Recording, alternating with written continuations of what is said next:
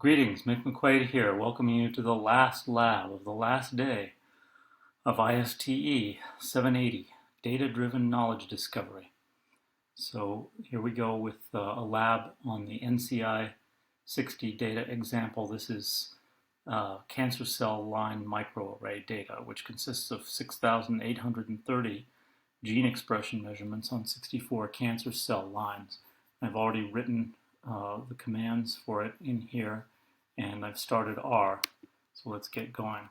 We're going to use, this is in the ISLR package, which you should have, and we're going to take the labels, and the data. And the dimensions of the data should be 6,830 by 64. And we'll just look at the first few labels. And so all the labels, well, almost all the labels are cancer types.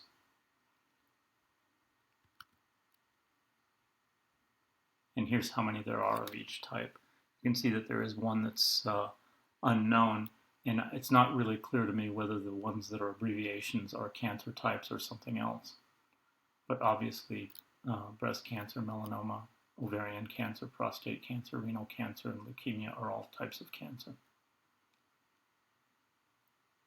Okay, so the first thing that we're going to do with this data is a principal components analysis, and we're going to scale both the mean and variance. And then we're going to create a little function here.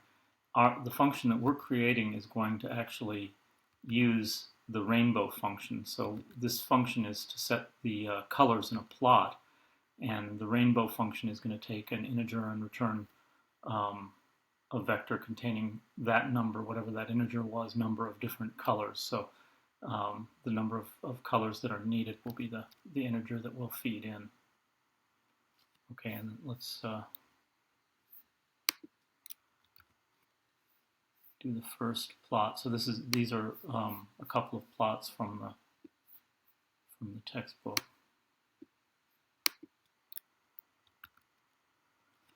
And these both use our color, our little color function here. And what you can see is that there is some clustering of the principal components of these different types of cancer. Okay, and then let's take a look at the proportion of variance.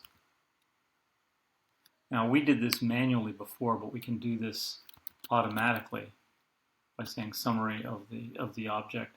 And what we can see here is that we don't get up to 70% of the cumulative proportion of the variance until we've gotten through 24 principal components. So this is certainly not a case where the first couple of principal components are going to explain much of the data. The first two explain a total of 18% of the variation. And we can get a plot of that. I thought what's happening here? Why am I not getting a plot here? So something is wrong here. I'm not really sure what it is. Let me try summary again. Oh, I see what the problem is. Yeah, okay, sorry about that. I make that mistake pretty often.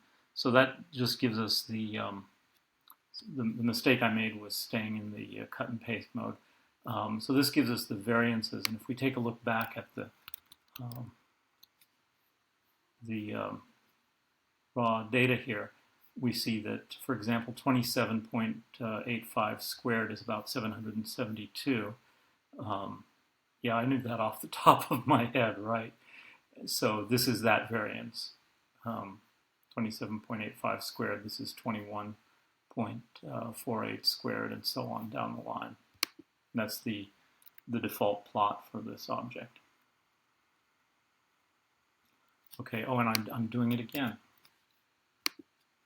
Okay, so now let's take a look at the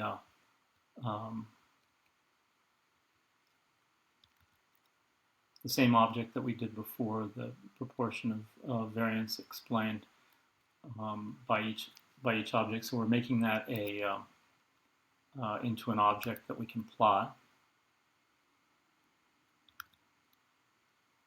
And we've done this before. The first plot is a scree plot. So there's the scree plot, and it's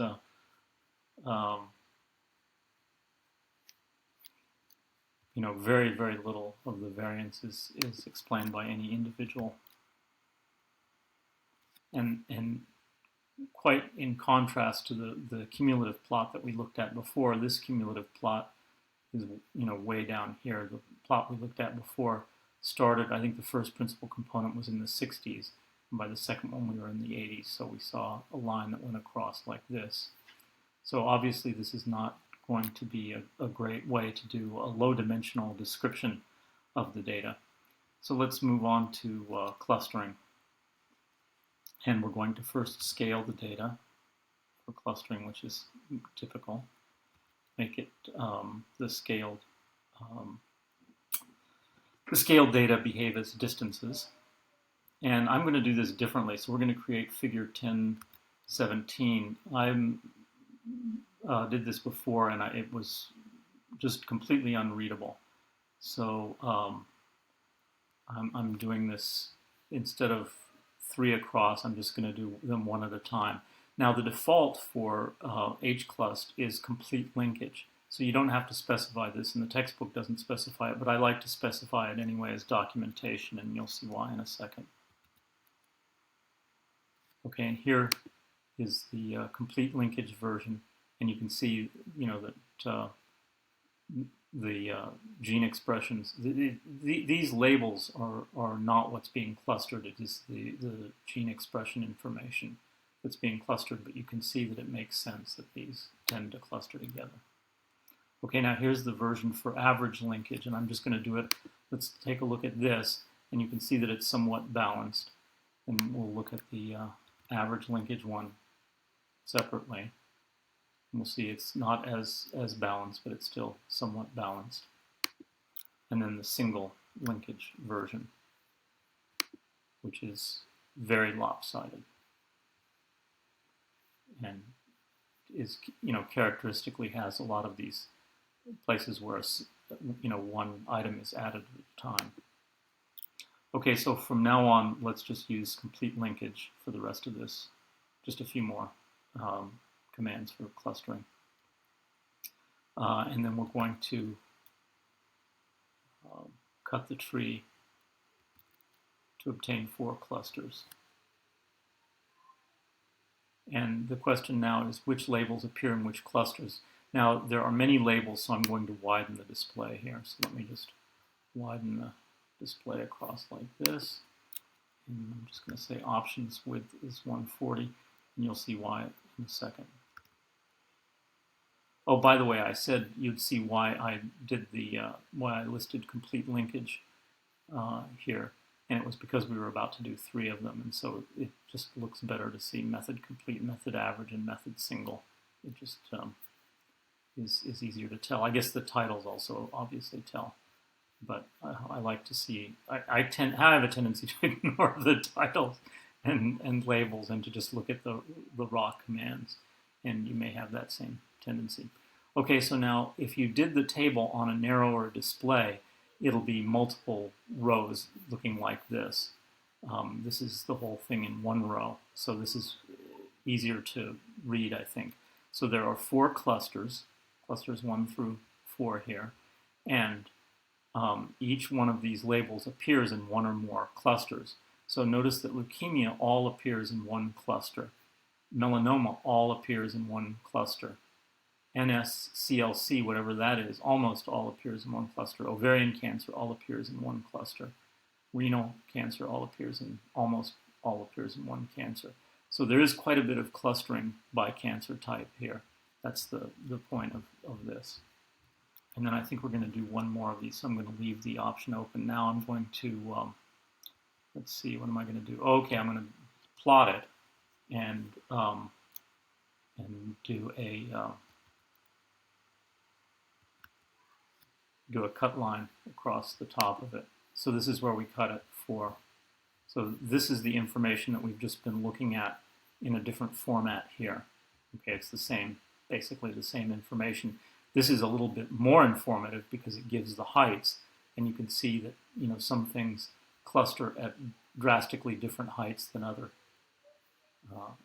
things. So that means that some things are drastically closer together than other things. So this height does give us some guidance, some additional information. It's useful. Okay, now we can get a summary of hclust, and it's a pretty small summary. It's just this here. We get this many objects. This is the method, the distance method. It just tells us essentially what decisions we've made and what the number of objects, the number of clustered objects are. Okay, so now let's see if there's a difference between this and k-means. We've claimed that there's a difference between hierarchical clustering and k-means, but if we do k-means with the same number of clusters, we'll see that in action.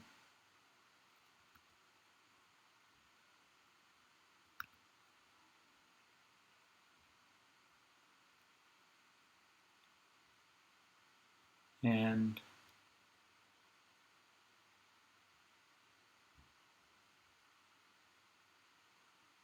I honestly can't tell how am I supposed to be telling these differences? Table. Oh, okay. So this table command is what's doing it. So this is tells us when. So anything along the main diagonal is the same. So this first cluster is there are 11 things clustered the same way in k-means clustering as in hierarchical clustering. But none of the others are the same. All the other three are different. So we have what's clustered as there are these clusters. Cluster number 1 in hierarchical clusters got stuff from cluster number 4. So so there are some similarities and some differences, basically. That's what I'm trying to look at. It's getting late in the day. That's going to be my excuse, usually. Okay, so let's see. Hierarchical clustering on the first 5. So we don't have to do clustering on the whole thing. We can do clustering just on the first few principal component score vectors. So let's do that.